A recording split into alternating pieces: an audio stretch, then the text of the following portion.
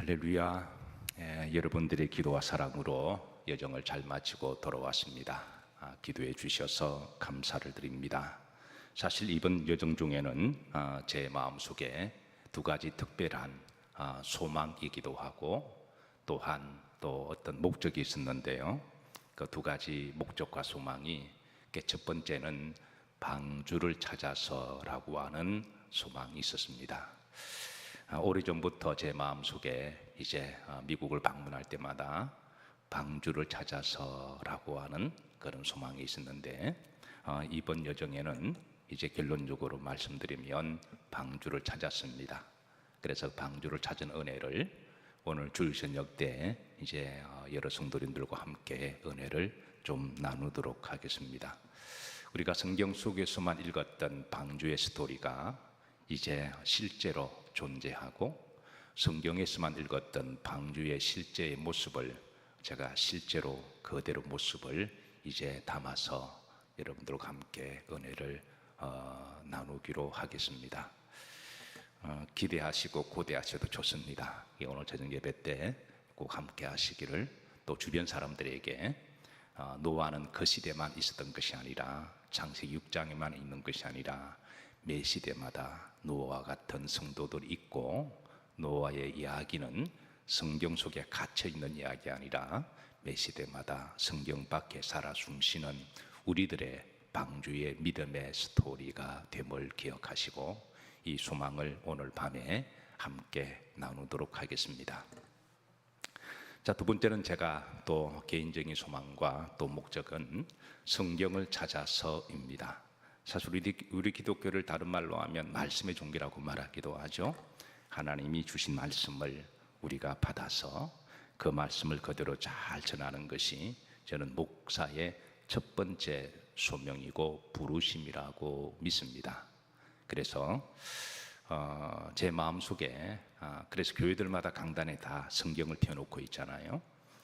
근데 이제 그 성경을 언제부턴가 하나님이 직접 말씀하신 히브리어 원전 성경을 강단에 좀 이렇게 펴놓고, 그리고 우리가 하나님의 말씀을 주실 때마다 그 성경을 펴서 그래서 목사가 받아서 그 말씀을 잘 전하고 싶은데, 한국 교회 현실이 이제 말씀의 종교를 강조하면서도 강단에 있는 성경책은 다 여러 번의 경로를 통해서 번역된 그런 성경, 마지막으로 한글 성경을 번역본에 올려놓고 우리가 영적으로 상징하고 기념하고 있습니다.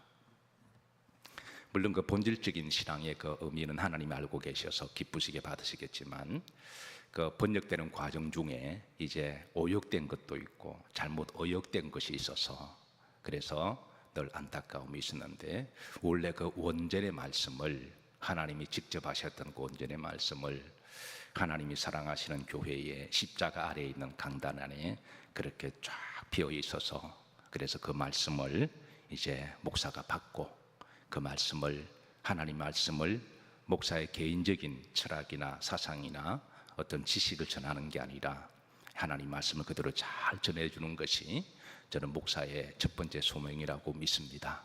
그래서 그런 소명 때문에 이제 저 나름대로 원전을 또 전공을 하기도 하고 헬라어나 히브리어를 이제 나름대로 이제 전공을 하고 말씀을 묵상할 때마다 그렇게 보기도 하는데요.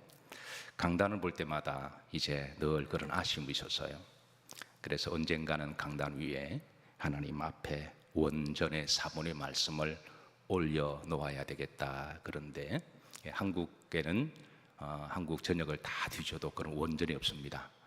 원전을 사본을 필사한 게 없어서, 그래서 이번에는 그 성경 원전 사본을 찾아서 미국에서, 이제 그래도 미국은 기독교 국가니까 그래서 미국을 나름대로 좀 시간 날 때마다 찾았는데 결론적으로 찾지 못했습니다. 여러 곳을 방문했고 심지어 이제 앤틱 서적도 가기도 하고 심지어 원전 경매 사이트도 들어가 봤는데 결국은 찾지 못하고, 그리고 원전 경매 사이트에 들어가면 기본이 몇 억씩 합니다. 올라와 있는 가격이. 그렇다고 우리 형편에 몇 억씩을 주고 사서 할 수도 없어서, 그래서 저 나름대로 어느 적정한 선에서 그래서 찾다가 고민하다가 결국은 찾지를 못하고 그냥 왔습니다. 그래서 그것은 이제 앞으로 다음으로 미루어야 될 것 같아요. 다음에 기회가 되면 이스라엘을 방문할 기회가 있으면 이스라엘의 고서적점이나 또 이스라엘의 그 원전에 파는 곳에 가서 이제 그 히브리 원전을 사서 그래서 하나님의 강단을 올려놓으면 하나님 얼마나 기뻐하실까 그런 마음으로 여전히 그것은 찾는 중이고 기도 중입니다. 자, 그 부분은 제가 다음에 예정 중에 찾게 되면 그때 여러분들께 또 보고도 드리고 알려드리고 또 함께 그렇게 하도록 하겠습니다. 자, 오늘 본문의 제목은 눈바입니다. 눈바. 자, 오늘 본문의 골로새장 15절인데요. 자, 다 같이 한번 합독합니다. 라오디게아에 있는 형제들과 눈바와 여자의 집에 있는 교회에 문안하고. 자, 사도 바울은 골로새 서신을 마감하면서 이제 여덟 번째 인사 눈바에 대하여 문안을 하는데, 특별히 15절에 보면 세 대상에 대해서 문안과 안부를 전하고 있습니다. 그러니까 첫 번째는 바로 라오디게아에 있는 형제들이라고 그렇게 문안합니다. 자, 라오디게아가 어느 곳에 위치해 있는지 지도를 한번 보도록 하시죠. 지금의 튀르키예, 옛날에는 터키라고 불렀죠. 중남부에 위치해 있는 라오디게아에 있는 그 중남부에 있는 라오디게아 교회의 그 밑에 있는 지역이 바로 골로새 교회입니다. 그러니까 골로새 교회와 라오디게아 교회는 한 17km 정도 떨어져 있는 반나절이면 부지런히 가면 도착할 수 있는 곳인데요. 자, 이곳에 교회가 세워졌습니다. 라오디게아에 교회가 세워졌어요. 자, 당시 라오디게아 교회는 매우 부유한 대도시였는데요. 우선 지리적으로 교통의 요충지에 있어서 교육과 상업이 매우 발달되어 있었습니다. 그리고 땅이 기름지고 목초지가 많아서 양을 기르기에 최고로 좋은 장소이기도 했고요. 그리고 이곳에 물이 관통되는 원래 이 이제 중동 사막 지역은 물이 귀한 곳이잖아요. 그래서 그 이제 그 히에라폴리라고 하는 큰 설산에서 물이 쭉 관통되는 그런 도시 중에 하나가 바로 라오디게아에 있는 도시였습니다. 그래서 그런 도시였고, 그리고 금융업으로 매우 비유해진 곳이기도 하고, 의학이 매우 발달된 도시였는데, 당시에 그 안과 의술은 세계 최고의 이제라고 자랑할 수 있는 안과 의술, 지금으로 말하면 대학이 있는 곳이기도 하고, 그래서 이곳에 치유의 신이 있었는데 그 이름을 멘카루라고 하는 신이 있었습니다. 어쨌든 지형적으로 그러다 보니까 사람들이 많이 모이게 되는 곳이죠. 우리로 말을 하면 서울의 대도시, 뉴욕의 미국의 뉴욕의 도시, 뭐 이제 싱가포르 이런 데는 사람들이 많이 모이는 곳이잖아요. 그래서 이런 곳에 교회가 세워졌습니다. 세워진 목적은 사람들이 많이 모이다 보니까 그곳에서 복음을 전하면 저 시골에서 복음을 전하는 그 이제 효과보다도 대도시에서 동일한 시간에 동일한 노력으로 전도하면 훨씬 많은 사람들이 전도가 되어져 있기 때문에, 그래서 이곳에 교회가 세워졌다고 하는 것은 참으로 놀라운 일이고 복된 일입니다. 자, 그래서 바울은 이 라오디게아에 있는 지역에 교회가 세워진 것으로 말미암아 기쁨을 가지고 그 교회에 있는 형제들에게 자매들에게 주의 이름으로 축복하고 문안 인사를 전해줍니다. 자, 두 번째입니다. 15절을 보면 눈바라고 하는 성도에게 또 개인적으로 바울은 문안 인사를 하는데요. 자, 사도 바울이 목회를 하면서 수많은 사람들을 만나요. 아마 바울이 이제 목회를 하고 선교 유형을 4차, 5차까지 전 세계를 누비고 다니면서 얼마나 많은 사람들을 만났을까요? 이번 주도 한 3주 여정 가운데 많은 사람들을 만났습니다. 그런데 많은 사람들을 만나면 지나고 나면 꼭 기억에 남는 사람들이 있습니다. 그 여러분들도 마찬가지죠. 여러분들이 지금까지 여정을 살아오시면서 60을 사셨던 70을 살면서 그 많은 수십만의 사람들을 생각하면서, 물론 그때는 그 만남이 다 귀하고 소중한 만남이죠. 그런데 지나고 나면 여러분의 눈에 선명하게 남는 사람이 있습니다. 어떤가? 여러분의 지금 당장 생각하는 사람이 누가 있나요? 아마 있을 겁니다. 바울도 수많은 사람을 만났지만 그 가슴 속에 잊을 수 없는 사람 중에 한 사람이 눈바라고 하는 사람입니다. 저는 예수님이 기억되는 사람이 되기를 주의 이름으로 축복합니다. 목사도 여러 사람들을 만나잖아요. 여러 사람들을 만나면서 그러나 잊을 수 없는 그런 성도가 있을까요, 없을까요? 그건 있죠. 그거는 사도 바울이나 예수님이 편애해서가 아니라 그렇게 남을 수밖에 없는 신앙의 헌신과 믿음 때문으로 말미암아 기억에 남는 눈바. 그래서 라오디게아 교회 그러면 그 많은 부유하고 풍부한 상업적인 도시에 유독 기억되는 사람, 라오디게아의 눈바가 바울에 남아있다는 거예요. 사랑하는 성도 여러분, 저는 여러분들의 마음속에 남아있는 성도님들이 되시기를 주의 이름으로 축복합니다. 눈바가 바로 그런 사람이었습니다. 저도 이번 여정 가운데 우리 영일교회를 날마다 기도했습니다. 감사일기도 들었으면서 날마다 기록한 것 기도 중에 하나가 영일교회를 지켜주셔서 감사드리고 영일교회 성도님들을 지켜주셔서 감사를 드리며 이렇게 기도하고 제가 피를 적을 때마다 제 마음속에 떠오르고 있는 여러 사람들 중에 자, 여러분 누군지 여러분 스스로 한번 생각해 보시길 바랍니다. 개인적으로 궁금하시면 개인적으로 찾아오셔도 제가 말은 안 하겠습니다. 자, 눈바, 눈바가 그런 여성이었습니다. 여자였을까요, 남자였을까요? 여자입니다. 왜냐하면 히브리 문법의 특성은, 헬라 문법의 특성은 단어적으로 그 끝자를 보면 남성인지 여성인지 알 수 있도록 해놨어요. 그 앞으로 미스라고 붙이지 않아도 이름의 끝자를 보면 여자다라고 알 수 있는 눈바는 여성입니다. 물론 그리스도 안에서 이제 남성과 여성의 성별 차이는 중요하지는 않습니다. 그런데 가끔은 알고 싶을 때가 있죠. 눈바가 바로 여성 성도입니다. 자, 중요한 것은 그녀가 라오디게아에서 매우 헌신적이고 믿음이 좋은 성도라는 것입니다. 자, 한 가지 질문합니다. 라오디게아 교회는 누가 세웠을까요?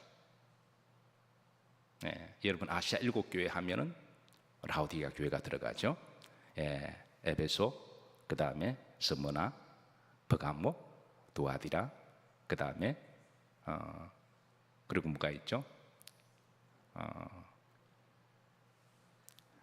사대교회, 그리고 필라델피아 교회, 라오디게아 교회, 7교회가 있습니다.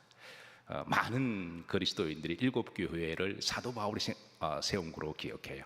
그래서 성지순례를 다녀오신 분들은 사도 바울의 아시아의 선교 여행을 추적하면서 아시아 7교회를 다녀오시면서 하시는 말이 바울이 개척한 라오디게아 교회를 갔다 왔다라고 당당하게 말씀하는 분이 계십니다. 그런 성경을 잘 몰라서 그런데요, 이 라오디게아 교회는 이제 바울이 세우지 않았습니다. 사실 바울은 라오디게아 교회를 방문한 적이 한 번도 없어요. 자, 바울은 스스로 골로새 2장 1절에 보면 이렇게 자신을 소개합니다. 합복합니다. 내가 너희와 라오디게아에 있는 자들과 물론 내 육신의 얼굴을 보지 못한 자들을 위하여 그랬습니다. 그러니까 내 얼굴을 보지 못했다 너희들은, 그러니까 라오디게아 교인들은 내 얼굴을 한 번도 보지 못했다. 그래서 바울은 라오디게아 교회 지역을 방문한 적이 없어요. 그런데 이곳에 어떻게 교회가 세워졌을까? 여러분, 이 땅에 교회 하나가 세우신다고 하는 것은 그거는 실로 엄청난 헌신과 기도와 눈물과 때로는 순교의 피가 요기되기도 하고 영적으로 엄청난 대단한 사건입니다. 한 나라가 세워지는 것보다도 역사적으로 나라는 세워졌다 망하 없어진 나라들이 많잖아요.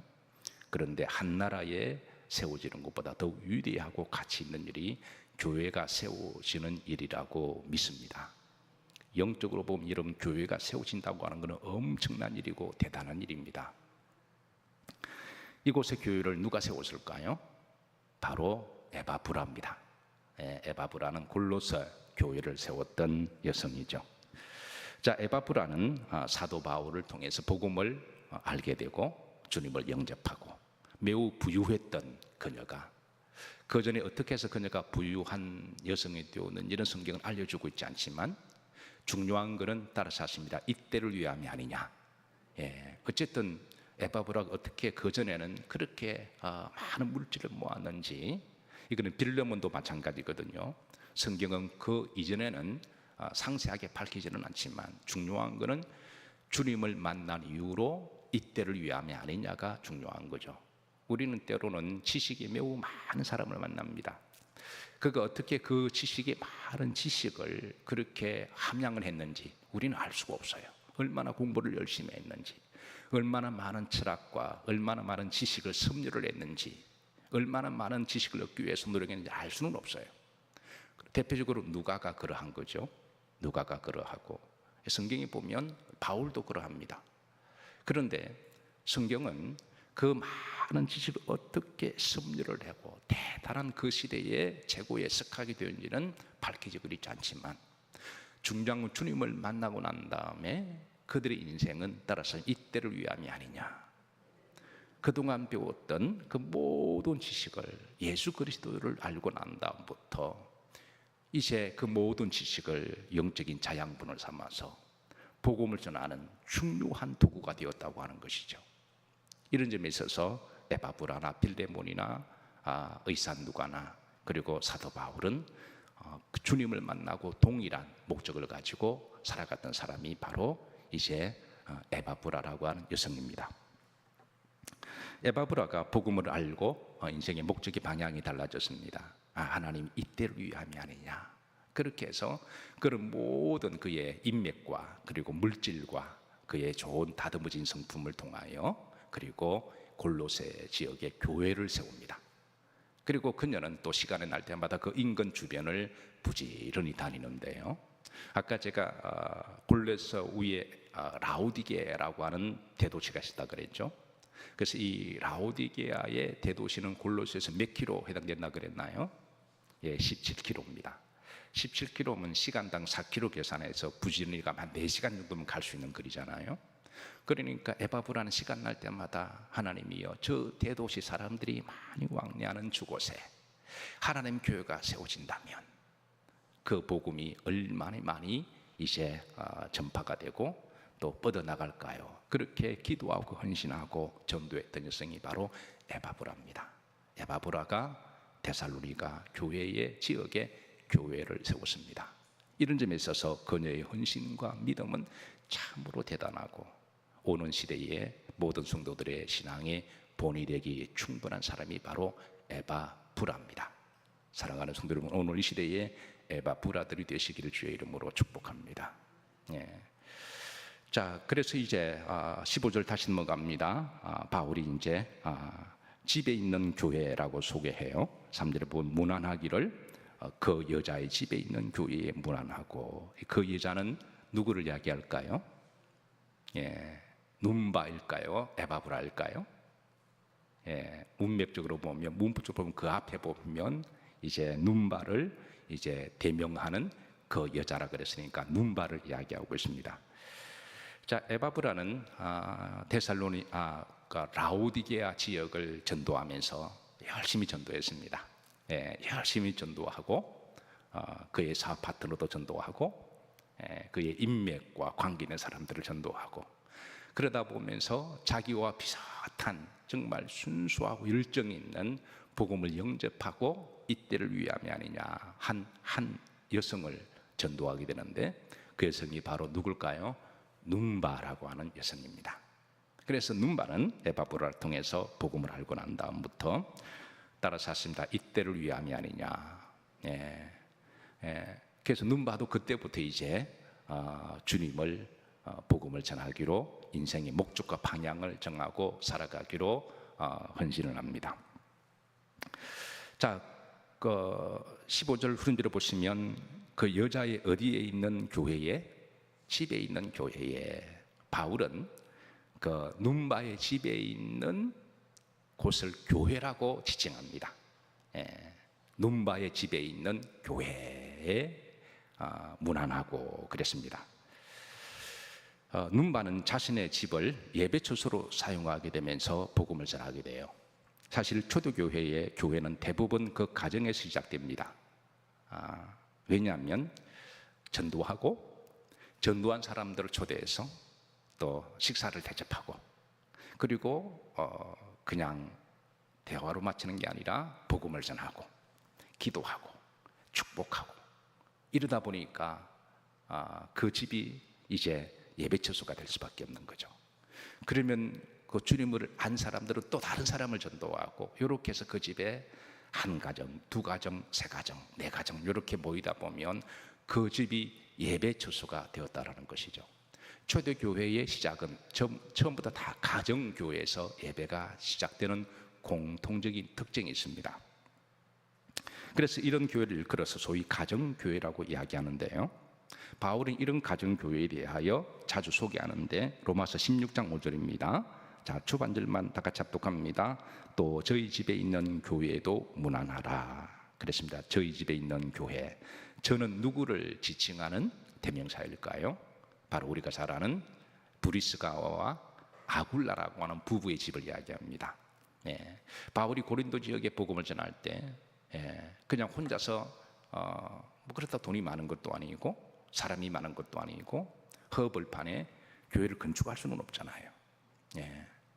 그래서 복음을 전하다 보면 그 복음이 전도된 사람들끼리 이제 그 가정에서 예배를 드리게 되는데, 그래서 이 아굴라 브리스길라가 복음을 영접하게 되고 바울 사도에게 우리 집에서 하나님 말씀을 가르쳐 주시고 우리 집에서 기도하고 우리 집에서 예배하십시다 라고 정중히 부탁했고, 바울은 아굴라 브리스가와 집을 이제 가정 예배처소로 사용하게 되고 그곳에서 복음을 전하다 보고, 또 아굴라 브리스가와 바울은 또 열심히 전도합니다. 사람들이 모여들고 그 두 가정, 세 가정, 네 가정 이렇게 되면서 가정교회가 시작되는 것이죠. 초대교회는 다 그렇게 시작이 가정교회로 시작했습니다.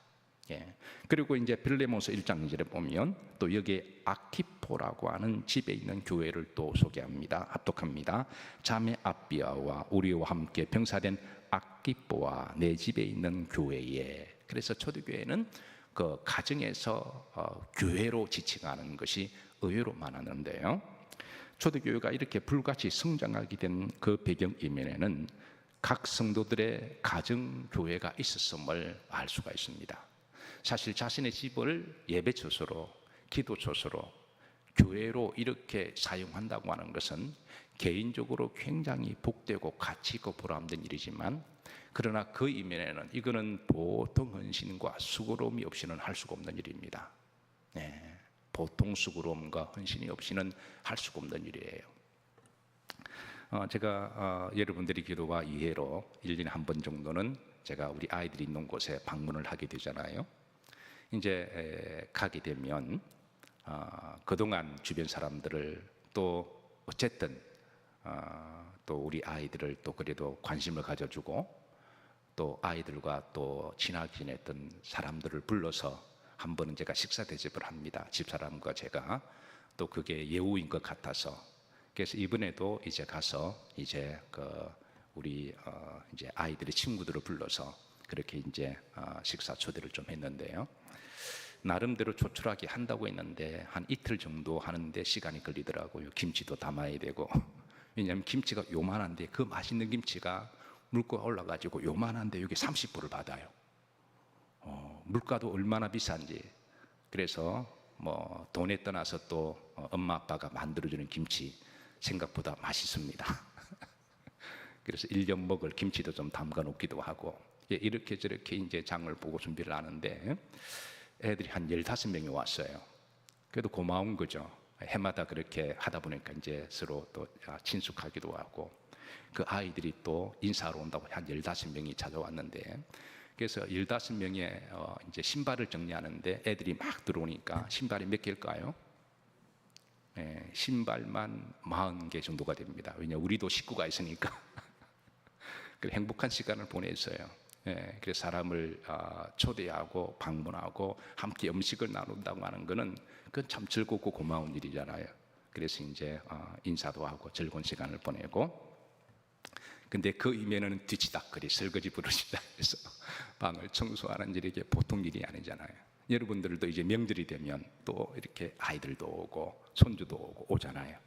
그 참 좋은 일입니다. 반갑고 즐거운 일이에요. 그런데 그들이 가고 나면 또 다른 전쟁이 시작됩니다. 근데 여러분, 이것을 날마다 했다라고 생각해 보세요. num바가 자기의 집에서, 아굴라 브루스길라가 자기의 집에서, 빌레몬이 자기의 집에서, 아키포가 자기의 집에서 이거를 날마다 주의 이름으로 수시 때때로 찾아와서 예배드리고 기도하고, 옳은 성도들은 반갑지만 그들을 섬기고 식사 대접을 하고 집을 다 공개하지 않고서는 살아갈 수 없는 온전한 오픈네스가 돼야 됩니다. 전적으로 가정을 다 오픈하고, 그리고 나누고 섬기고, 그리고 뒤치다거리하고. 여러분, 이렇게 해서 여러분 교회는 세워졌습니다. 성도들의 가정교회 헌신과 수고를 통하여 우리가 이런 이들의 헌신과 수고를 잊지 말아야 되고, 오늘 이 시대도 저는 이런 가정들이 복음의 전당이 되기를 주의 이름으로 축복합니다. 복음의 전당이 되기를.